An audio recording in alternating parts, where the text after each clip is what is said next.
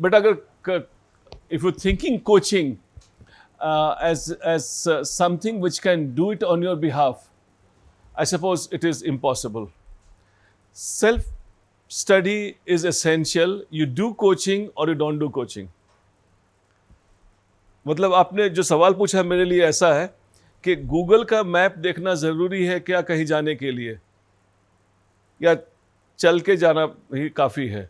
आपको चलना गूगल के मैप के देखने के बावजूद भी है.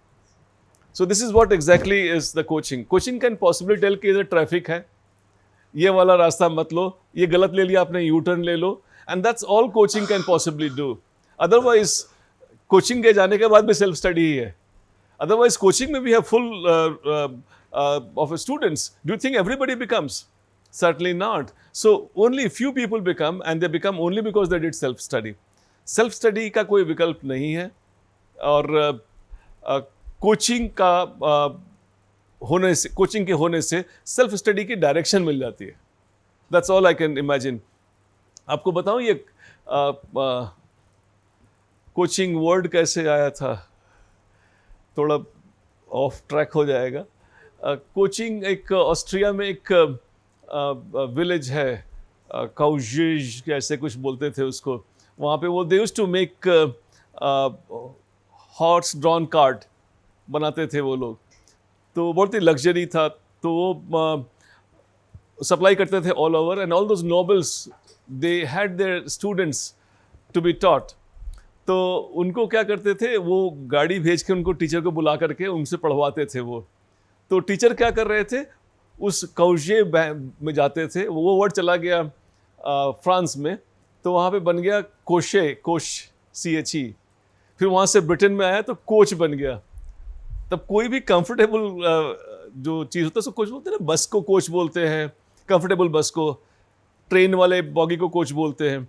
And from there the coaching came. So what basically started happening is the original word is getting or ferrying the trainers. So यहाँ पे क्या trainers एक जगह होते हैं, आप ferry कर रहे होते हैं. So you go and then study. Basically coaching से आपको एक discipline मिल जाता है. Discipline in the sense like मुझे ये करना है, इस टाइम में करना है. And I would like to tell you one thing. When you are reading a book are frozen. आप आधा पढ़ते हो, माइंड फ्लाई कर जाता है. खूब होता होगा मंकी माइंड, फिर थोड़ी देर में ध्यान आया, फिर थोड़ी देर बाद फ्लाई कर गया. Same thing happens if you are reading from online. आपको पता है रिप्ले कर लेंगे कोचिंग का ही मटेरियल, फिर से देख लेंगे. Then your concentration level is very low. When you sitting in the coaching, what happens is, you know the vibration that is coming in the air is only for a very brief part of a second. If I don't get it, it's gone for ever. So you have a very heightened attention, and that heightened attention, your reception is far greater, far more, and that is why people tend to gain in 3 hours of coaching far more than they do it sitting on the chair on their own in 8 hours. So these are certain advantages that they have got. And writing skills, जहाँ पे you require some curation, some suggestions. Otherwise आप सब कुछ लिख देंगे, लिखने के number तो नहीं मिलेंगे ना.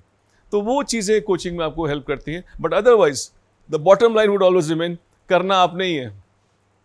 पहले भी आपने ही करना था, अभी भी आपने ही करना है. So it is ultimately begins and ends with you. Self study के बिना कोई नहीं हो सकता.